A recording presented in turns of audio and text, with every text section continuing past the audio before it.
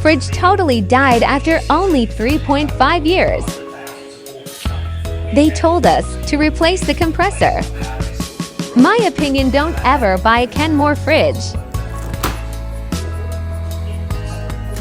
They will charge you just for labor to fix something that should be covered under the manufacturer's warranty.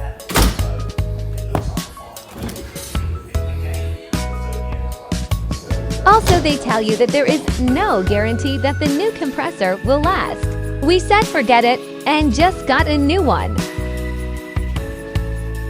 Here's our new fridge.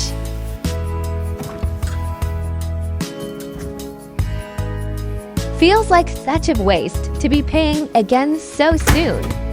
I feel nauseous. Let's hope this one lasts.